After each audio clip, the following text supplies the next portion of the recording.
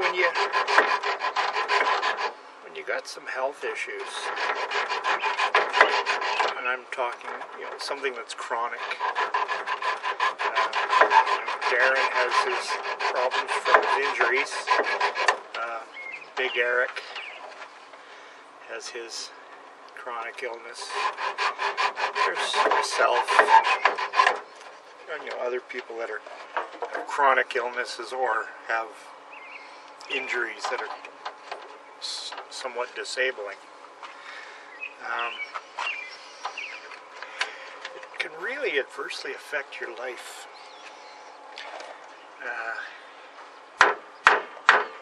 A lot more than you'd want it to.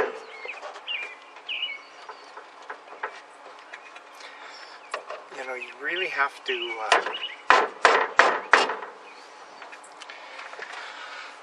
change how you do things. As you can see, stuff that I'm doing right now, I'm walking back and forth with a lawn chair. Saves a ton of energy. It's hard to believe just how much energy just sitting can do for me, because the biggest thing is with my legs being weaker, and having to work at my balance. That all takes energy, so it brings the fatigue on faster if I'm on my feet too long. But, you know, you adapt to what's happening the best you can, and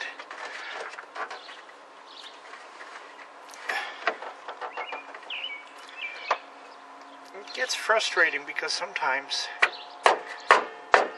the best you can is not good enough. That worked out really good.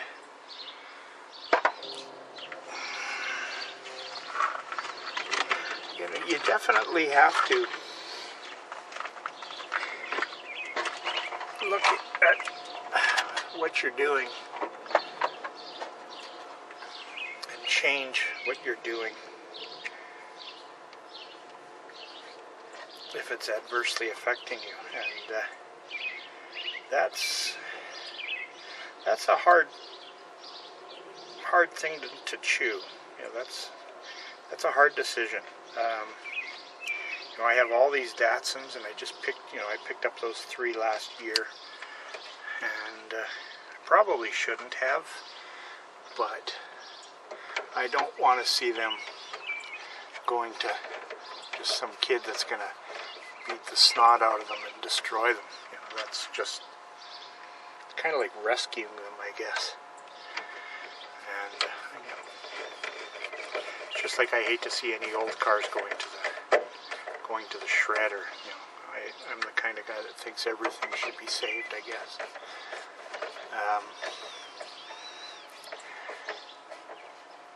But I'm finding that this summer I'm struggling a little more with my fatigue. I'm going to move a little closer here. There we go. Yeah, I'm struggling a little more with the fatigue, and it's frustrating in that I don't really feel up to doing very much. And of course, then that plays on depression, which it definitely doesn't help matters. You know, you start feeling down on yourself, and your self-esteem drops. And, you know, not to mention when, you know, I had to stop working when I was 45. Just as I was getting into the job that I just loved doing. You know, I had just gotten my safety job, but, well, mind you, I was in it for 7 or 8 years. But I basically had to give it up. And it was a job I liked, the kind of job I could have seen working well past 55 or 60 if I were a normal, healthy person. I was lucky I had a great boss, which, well, he retired last year, so he wouldn't have been there, but, you know, who's to say that maybe I would have been running the whole health, safety and environment department now. Likely would have been a good chance of that.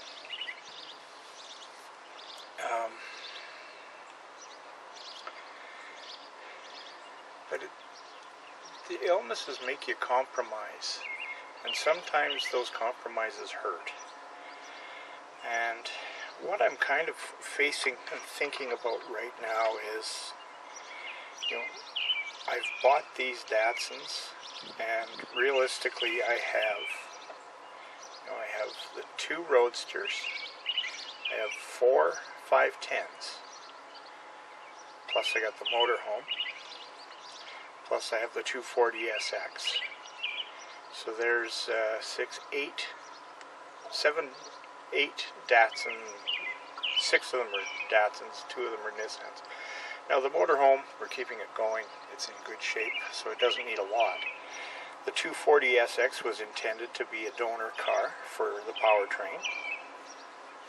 But stripping a car down for the powertrain and wiring harness and everything, possibly the leather interior, it's going to take a fair bit of energy. And it's energy I don't have right now. And then I think, I haven't finished any of the projects I had going, really, for several years now. And I guess it's kind of looking at my own mortality, and it's kind of got me thinking that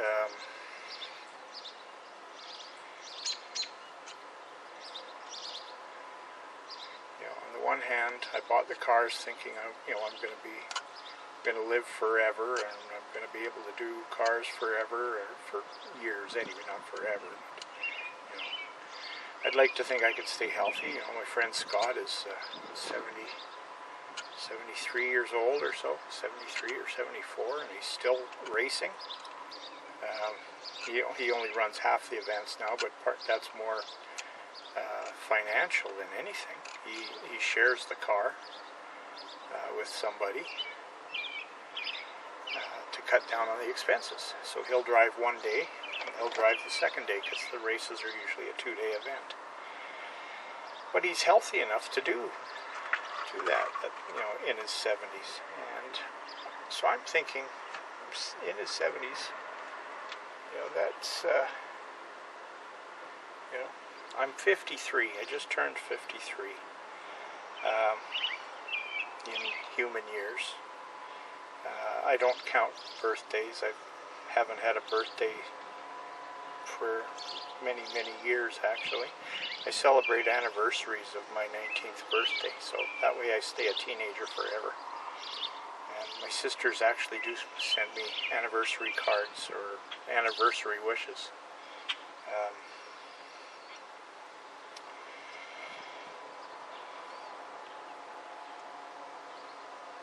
But this summer, with the way I'm feeling, I kind of pushed it on the trip to Florida and back to see a lot of stuff, and I paid for that. And then I was just starting to feel better when I got sick a couple of weeks back in the hospital, and I'm still dragging. It's taken me 3 or 4 days to do what would have taken me an hour and a half to do on the motorhome, to get it ready, checking the lights and lubing all the locks and the hinges, and just doing the spring shakedown. I haven't even got to doing the electrical systems on it yet, and the next will be the 12-volt system, charging system, and the deep cycle battery, and the onboard charger and everything, and the battery isolator.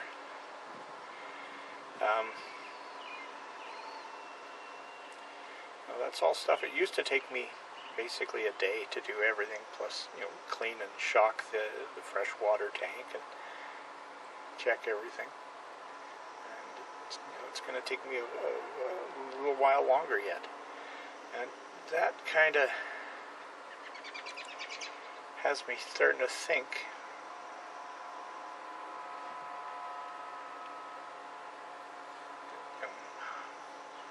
I know I've bitten off so much more than I can chew here.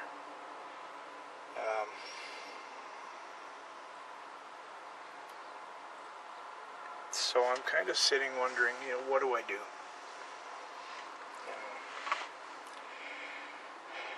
I know my sons would like these cars, but can they afford them? Not really. Can they do the work? Well, yeah. Will they do the work? Well, eventually.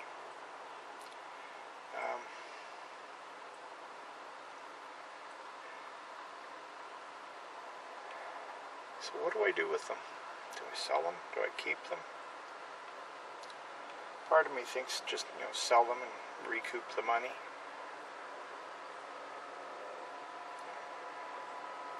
I'm fortunate enough my disability pension pays the bills.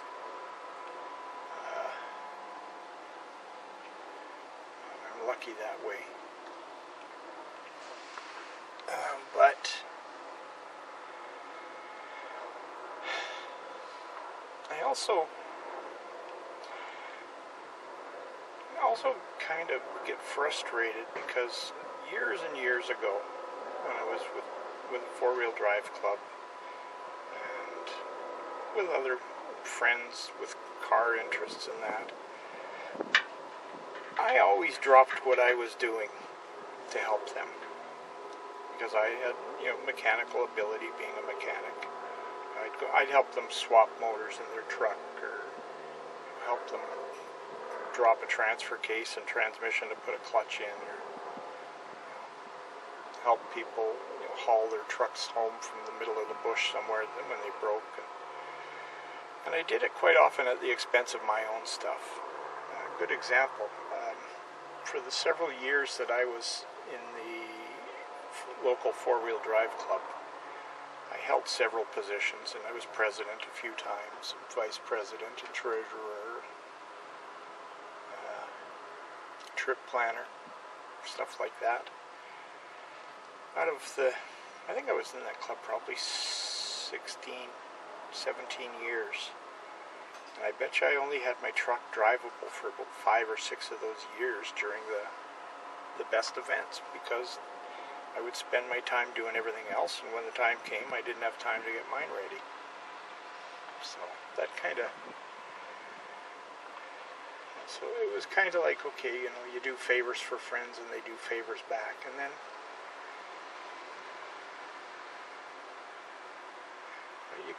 you try to call back on those favors. Well, I don't hang around with the four-wheel drive guys anymore, and even when I did call in the favors, it was hit and miss if they'd actually pay you back.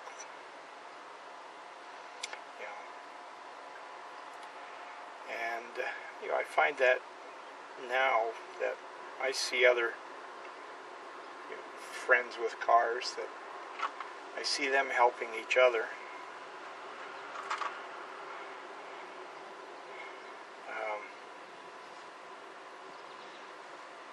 Now, I don't know if the people ask for help or if the other one just says, "Oh, I'll come over and help you."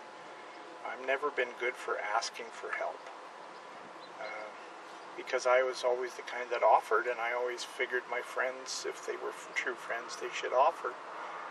And, if I collected all the favors I had owed to me, I could have every one of these Datsuns finished as long as I had the parts, because I have spent hundreds and thousands of hours helping others. And, it's like, Darren gets burned financially on the stuff he does. I was lucky that I only got burned financially once or twice from so-called friends. Mind you, one of the times was for,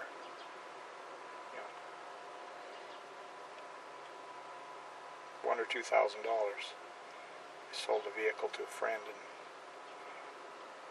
I financed it for him, so to speak, and he made about the first 2 or 3 payments on time. Actually, he paid them early. And then he just disappeared, and I lost track of him.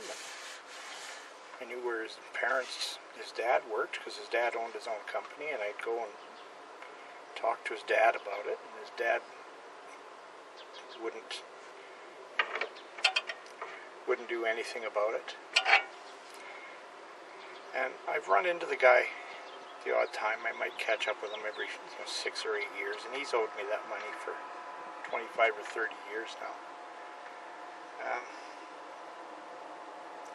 Last time I saw him was in a bar, actually, and I saw him sitting in the bar, and I just went over and came up from behind him, grabbed him by the scruff of the neck, and I just right over the back of the chair onto the ground and kneeled on his chest.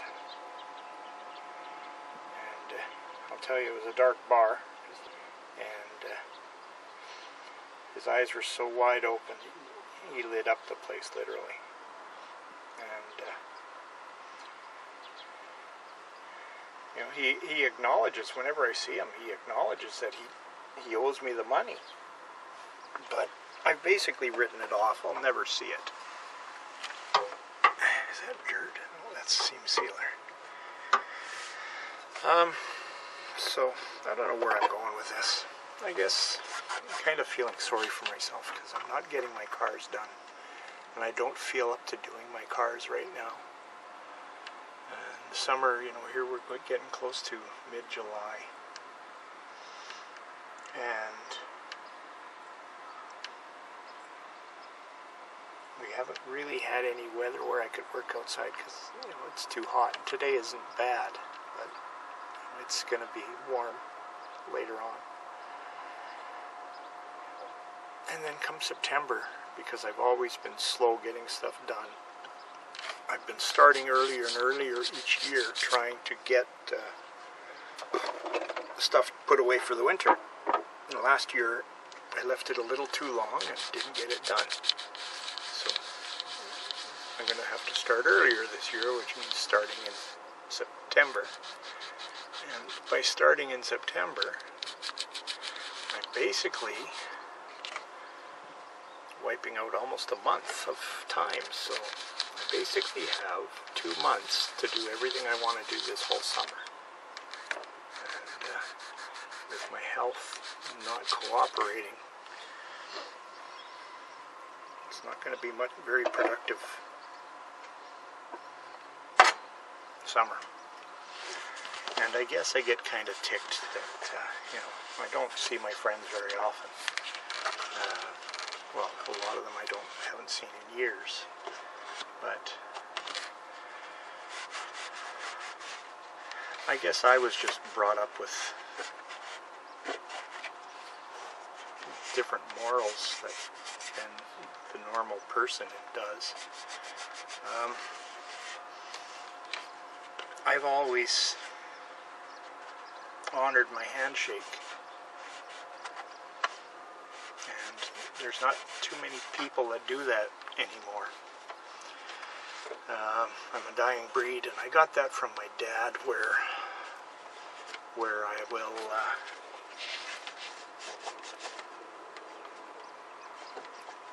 make a guarantee or make a deal with someone, and my handshake is, my word is my bond, and that's the way I've always done it. And it has come back to hurt me, or to burn me. A couple of deals that fell through that I was making, that people shook hands with me and then they backed out on a deal. And, I don't do that. I had a deal selling a car once. And the guy came and we negotiated and settled on a price.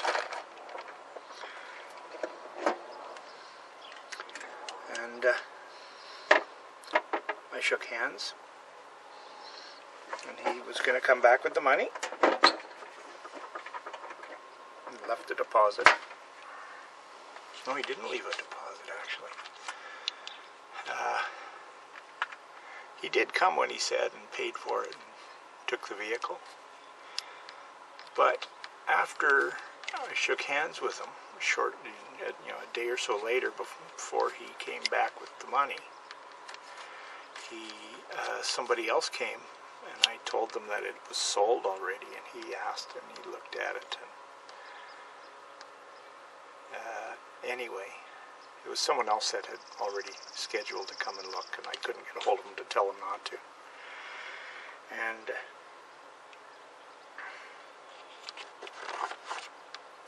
he offered me cash on the spot, and he offered me the full asking price. I had made a deal with the guy. I shook hands. So, needless to say, I could have sold it for more money, sold it out from under the other guy, but I shook hands, and that, to me, that is good enough. Unless I cannot do something because of health or something falls through, I've tried very hard to honor what I'm trying to accomplish. And I guess I get a bit disheartened when other people don't follow through like that. You know, they'll be there when it's convenient for them, but when it's needed by you, it's not necessarily always there. Anyway, this is getting depressing, and it's looking like 27 minutes, 28 minutes, so I'm really going to have to cut this one down. So, the cloud cover hasn't gone away, which is good. It's what's keeping the temperature down for now. And we had a couple of good heavy rains the last 2 nights, around, between 1 o'clock and 3 o'clock in the morning, and just torrential downpours, and that's definitely helped with the humidity, but you can still feel that there is some humidity in the air. So anyway, I'm still babbling, so I'm gonna let you go. Take it easy. Have a good one.